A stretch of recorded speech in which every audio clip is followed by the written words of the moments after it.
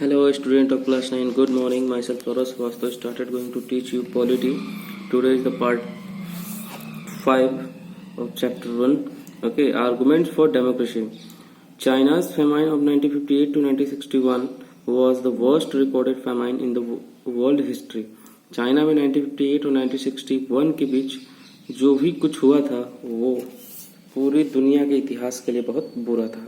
Nearly 3 crore people died in this famine. इस famine में लगभग 3 करोड़ लोग मारे गए थे. During those days, India's economic condition was not much better than China. और उस समय इंडिया की इकोनॉमिक कंडीशन भी चाइना से बहुत अच्छी नहीं थी. Yet India did not have a famine. लेकिन इंडिया में ऐसा कोई famine चाइना की तरह नहीं आया. Economics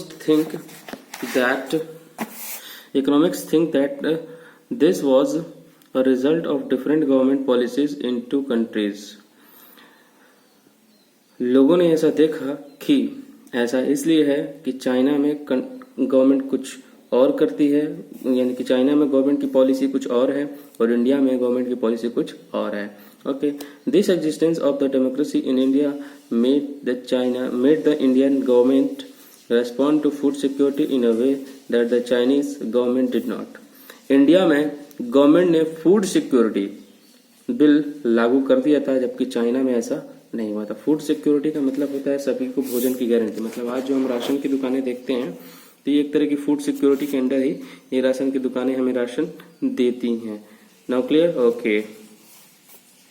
Now come to the next point. They point out that no large-scale famine has ever taken place in an independent and democratic country. किसी भी डेमोक्रेटिक कंट्री में अगर फूड सिक्योरिटी जैसे बिल लगा दिए जाएं तो उस कंट्री में कभी भी फेमाइन नहीं आएगी. In China too had multi party elections. China में भी कई पार्टियों की इलेक्शंस होते हैं. And opposition party and a press free to criticise the government. Then so many people may not have died in the famine. अगर China में multi party elections नहीं होते, अपोजिशन पार्टी नहीं होती, प्रेस को फ्रीडम मिलती तो शायद चाइना में ऐसी फेमाइन नहीं आती और इतने लोग नहीं मरते. This example brings out one of the reason why democracy is considered the best form of government. इस एग्जाम्पल से, चाइना के एग्जाम्पल से हमें पता चलता है कि डेमोक्रेटिक क्यों किसी भी गवर्नमेंट से सबसे अच्छी गवर्नमेंट मानी जाती है. Democracy is better than any other form of government in responding to the needs of people. लोगों की जरूरत को पूरा करने के लिए डेमोक्रेसी किसी भी दूसरी तरह की गवर्नमेंट से सबसे ज्यादा बेटर होती है. A non democratic government may and can respond to the people need. एक नॉन डेमोक्रेटिक कंट्री लोगों की जरूरत को पूरा तो कर सकती है, but all depends on the wishes of the people who rule. लेकिन ये सब कुछ डिपेंड करता है कि जो लोग सरकार में है, पावर में है, वो क्या चाहते हैं. If the rulers don't want, अगर रूलर ऐसा कुछ नहीं चाहते, then don't have to act according to this wishes of the people. तब वो लोगों की इच्छा के अनुसार काम नहीं कर सकते. Democracy requires that the rulers have to attend the needs of the people. और एक डेमोक्रेसी में लोग जो चाहते हैं वही काम होता है. A democratic government is better government because it is more accountable from form of government. एक डेमोक्रेटिक गवर्नमेंट सबसे अच्छी गवर्नमेंट है क्योंकि ये दूसरे तरह की गवर्नमेंट से लोगों को ज्यादा चांस देती है. There is another reason why democracy should lead to better decisions than any non-democratic government. अब क्वेश्चन ये उठता है कि क्यों डेमोक्रेटिक गवर्नमेंट को दूसरे गवर्नमेंट से सबसे अच्छा माना गया. तो democracy is based on consultation and discussion. Democracy जो है वो किसी भी नतीजे पर, यानी कि किसी भी रिजल्ट पर पहुंचने से पहले प्रॉपर डिस्कशन करती है. जैसे कि लोकसभा राज्यसभा में किसी भी बिल को पास करने से पहले बहस होती है, उस पर डिस्कस होता है. तो ऐसा और किसी गवर्नमेंट में नहीं होता. गवर्नमेंट में बस उठ के रूल बना दिया जाता है. Democratic decisions always involves many persons. एक डेमोक्रेटिक डिसीजंस में कई सारे लोग शामिल होते हैं, डिस्कशन होता है, मीटिंग्स होती हैं. When a number of people put their head together, और जब उस पार्लियामेंट के बहुत सारे लोग एक साथ आते हैं, they are able to point out possible mistake in any decision. तो ऐसे डिसीजंस में गलती होने के चांसेस बहुत कम हो जाती है. This takes time but there is a big advantage in taking time over important decision. लेकिन कभी कभी इन डिसीजन को लेने में काफ़ी टाइम लग जाता है। This reduce the chances of rash of irresponsible decision, और इस वजह से गलत डिसीजंस नहीं लिए जा सकते या गलत डिसीजन लेने से कोई भी पर्सन बच जाता है। दस democracy improve the quality of decision making. इसका मतलब कि डेमोक्रेसी में डिसीजंस लेने की इम्प्रूवमेंट बढ़ती है, यानी कि डिसीजंस गलत नहीं लिए जा सकते। Now come to the next paragraph. Okay, this is related to the third argument. इससे थर्ड आर्गूमेंट के पास हम पहुंचते हैं। Democracy provide a method to deal with differences and conflicts, यानी कि डेमोक्रेसी एक तरीका है जिससे हम बेहतर नतीजों की तरफ पहुंच सकते हैं। Okay, in any society people are bound to have differences of opinion and interest. अलग अलग सोसाइटी में लोग के सोच अलग अलग होती है और लोगों की इंटरेस्ट भी अलग अलग होती है। These differences are particularly sharp in a country like our. हमारी कंट्री की तरह ये डिसेस बोल रहे हैं, ये विशेष अलग अलग हो सकती है, तेज हो सकती हैं। Has an amazing social diversity, और सामाजिक विभिन्नताओं के कारण ये डिसीजंस बहुत हमें क्रिटिकल कंडीशन में लाकर खड़ा कर सकती हैं। People belong to different regions, लोग अलग अलग रीजन से बिलोंग करते हैं, अलग अलग लैंग्वेज बोलते हैं, अलग अलग रिलीजन को फॉलो करते हैं और अलग अलग कास्ट भी है। They took at the world very differently. किसी भी दुनिया से अलग भारत में इतनी सारी डिफरेंट चीजें हमको देखने को मिलती हैं, वो भी एक साथ। The preference of one group can clash with those of other groups. यहाँ पर एक ग्रुप दूसरे ग्रुप से लड़ता रहता है। How do we resolve such a conflict. यहाँ पे किसी एक नियम को पूरे देश पर लागू करना एक बहुत ही चैलेंजिंग काम है।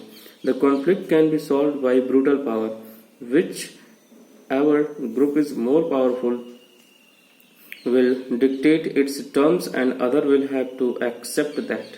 मतलब कि हम किसी के ऊपर शासन नहीं कर सकते, हम उसे मौका दे सकते हैं। But the would lead to resentment and unhappiness.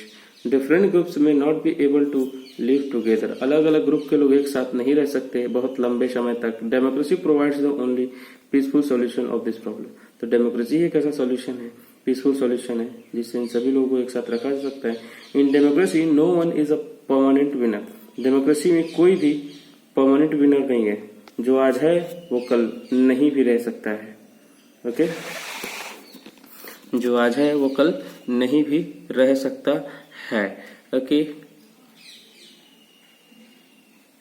No one is a permanent loser, और ना ही कोई परमानेंट लूजर है। जैसे कि पहले कांग्रेस पार्टी की सरकार रहती थी तो आज बीजेपी की सरकार है। कल कांग्रेस पार्टी पावर में थी, आज बीजेपी पावर में। अगर आज बीजेपी पावर है तो इसकी पावर जा सकती है, कल कांग्रेस पावर में आ सकती है। मतलब परमानेंट ना विनर कोई है, ना तो परमानेंट लूजर कोई है। Different groups can live with one another peacefully. अलग अलग सोसाइटी के लोग, अलग अलग रिलीजन को मानने वाले लोग एक साथ रहते हैं हमारे इंडिया में। In a diverse country like India, democracy keeps our country together. Diverse country India की तरह अगर कोई कंट्री है तो वहां पे सिर्फ डेमोक्रेसी के बल पर ही लोगों को एक साथ रखा जा सकता है। The three arguments were about the effect of democracy on the quality of government and social life। Three argument, government की थ्री आर्गुमेंट्स हैं डेमोक्रेसी की, जिससे गवर्नमेंट की क्वालिटी इंप्रूव होती है। But the strongest argument for the democracy is a not about what democracy does to the government. लेकिन democracy में वो चीजें गवर्नमेंट नहीं कर सकती जो बस वो चाहती है। It is about what democracy does to the citizen. तब क्वेश्चन ये उठता है कि डेमोक्रेसी लोगों के लिए क्या करती है, सिटीजन्स के लिए क्या करती है। Even if democracy does not bring about better decisions, अगर डेमोक्रेसी एक बेटर डिसीजंस नहीं ले सकती है and accountable government, it is still better than other forms of government. तब भी इसे दूसरी गवर्नमेंट से बेहतर माना जाता है। Democracy enhances the dignity of citizen, यानी कि डेमोक्रेसी में लोगों, सिटीजन्स के डिग्निटी का ख्याल रखा जाता है, उनके सम्मान का ख्याल रखा जाता है। As we discuss above, democracy is based on the principle of political equality and recognition. हम कह सकते हैं कि डेमोक्रेसी क्या है, political equality and recognition that protest poorest and the least educated has the same status as rich and the educated। मतलब अगर कोई गरीब है और कोई पढ़ा लिखा है तो हमारे डेमोक्रेसी में उन दोनों को बराबर का चांस दिया जाता है। ठीक है। People are not subjected of a ruler they are the ruler. लोग किसी के अंडर नहीं रहते हैं, बल्कि लोगों के अंडर एक रूलर रहता है। Themselves even when they make mistake, अगर वो गलती करता है तो they are responsible for their conduct. Finally democracy is better than other forms of government because it allow us to correct its own mistakes. Democracy किसी भी तरह की गवर्नमेंट से बेटर मानी जाती है। क्यों? क्योंकि अपनी गलतियों को खुद सुधार सकता है। As we saw above there is no guarantee that mistakes can not be made in democracy. मतलब इसकी कोई गारंटी नहीं है कि डेमोक्रेसी में गलतियां नहीं होंगी। No form of government can guarantee that. किसी भी गवर्नमेंट, चाहे वो कम्युनिस्ट गवर्नमेंट हो, राजा हो या फिर डेमोक्रेसी हो, गलती न होने की गारंटी कोई नहीं दे सकता। The advantage in a democracy is that such mistakes can not be hidden. कुछ गलतियों को छुपाया नहीं जा सकता फॉर लॉन्ग, बहुत लंबे समय तक। There is a space for public discussion on there this mistakes, और इस मिस्टेक्स पर पब्लिक डिस्कशन की जाती है। And there is a room for correction, या एक रूम दिया जाता है अपनी गलतियों को सुधारने के लिए। Either the rulers have to change their decision, या तो रूलर अपने डिसीजन को चेंज करता है, और the rulers can be change, या तो रूलर को ही बदल दिया जाता है। This can not happen in a non democratic country. ऐसा किसी भी नॉन डेमोक्रेटिक कंट्री में नहीं हो सकता। जैसे नॉर्थ कोरिया को आप देख सकते हैं, चाइना को देख सकते हैं। इन दोनों देश के नेता जितनी भी गलती करें, लेकिन उनको हटाया नहीं जा सकता। उनका डिसीजन फाइनल डिसीजन होता है। हमारी कंट्री में ऐसा नहीं होता। अगर गवर्नमेंट किसी भी तरह की गलती करती है तो लोग प्रोटेस्ट करने लगते हैं। जैसे कि सीए के केस में आपने देखा, कुछ लोग सपोर्ट कर रहे थे, कुछ लोग उसके अगेंस्ट थे। तो जो सपोर्ट कर रहे थे, गवर्नमेंट ने उनकी बात सुनी, और जो अगेंस्ट में जा रहे थे, गवर्नमेंट ने उनकी बात सुनी। ओके, तो ये किसी भी तरह के नॉन डेमोक्रेटिक कंट्री में पॉसिबल नहीं है।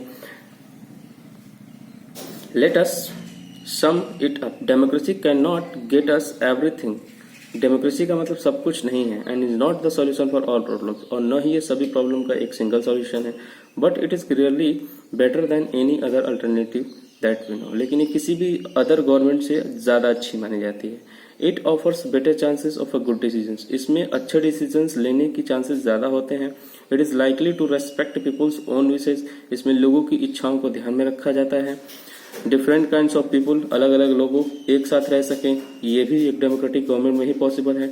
Even when it fails to do some of these things, लेकिन अगर ये कुछ करने में सक्षम नहीं हो पाता है, then it allow a way of correcting its mistake and offer more dignity to all citizen. तब ये अपनी खुद की गलती को सुधार के लोगों के सम्मान को बचाता है। That is why democracy is considered the best form of government. इसीलिए democracy is called a best form of government from any type of behalf of any type of government. So thank you so much for today. Okay, thank you.